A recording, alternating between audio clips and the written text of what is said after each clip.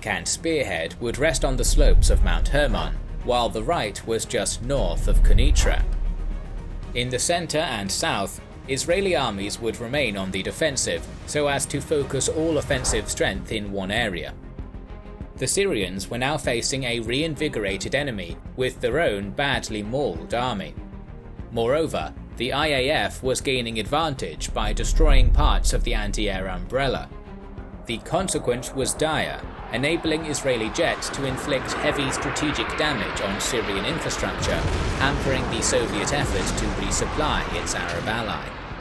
Other Allied military support, however, such as that from the Moroccans, Saudis, Iraqis and Jordanians, was being hurriedly assigned to sections of the front in order to delay the predicted Israeli attack. 2 brigades held the sector which was to come under the main assault, one Syrian and the other Moroccan, supported by 75 tanks.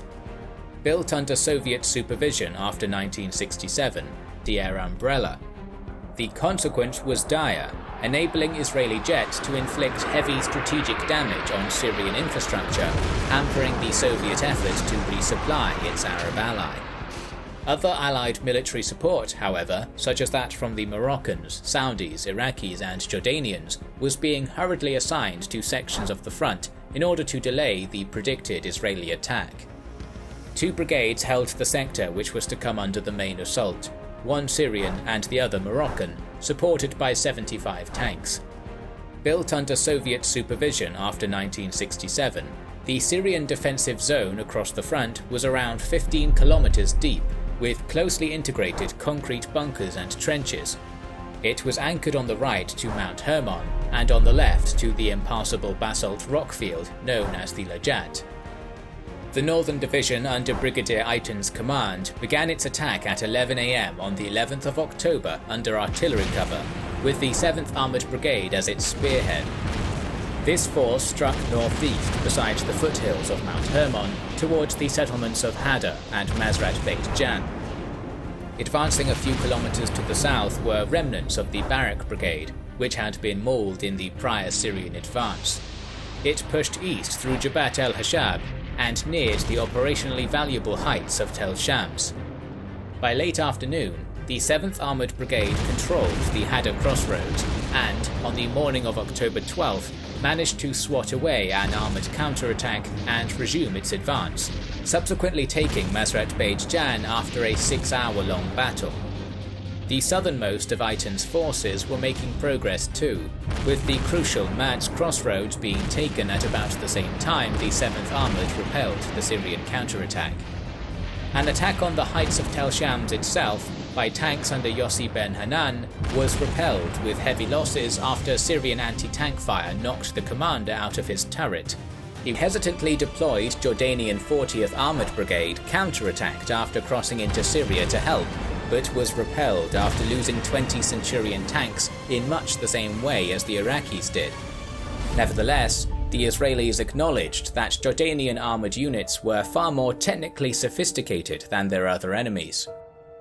A series of attempted Arab counterattacks followed, but all of them were misconducted or were cancelled before being launched. This, in combination with the IDF switching its focus to the Sinai front, meant that a relative calm descended in the north beginning on the 17th. In that calm, Lanner's division was relieved in the salient by Moshe Peled, who had been guarding the southern part of the front on the 1967 ceasefire line. In the far north, Eitan's units had managed to push doggedly forward despite increasing Syrian resistance. Israel's long-range M107 self-propelled artillery batteries began their bombardment of a military airfield near Damascus on the night of October 13th, strikes which would only intensify as the days went on. After a few days of stalemate, the Golan Front's closing action was one designed to maneuver for position when the inevitable ceasefire came into effect, the recapture of Mount Hermon, lost at the beginning of the war. Men of the Golani Brigade, some in half-tracks and others slogging up the slopes on foot, managed to dislodge the entrenched Syrians by 1100 hours on the 22nd. At the same time, Paratroopers landed near the Syrian observation post at the summit, repulsed a Syrian heliborne counterstrike, and then overran the station.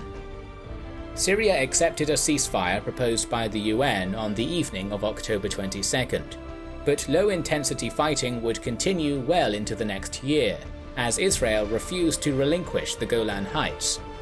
Finally, on May 31st, 1974, the two nations signed a peace agreement, with Israel relinquishing a thin strip of territory west of the Purple Line.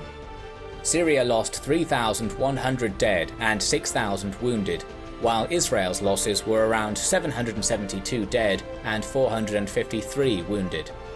Unfortunately, the wars in the region would continue. We are planning to cover more modern conflicts, both on Kings and Generals and our second channel, The Cold War, the link to which you can find in the description or in the top right corner, so make sure you are subscribed to both.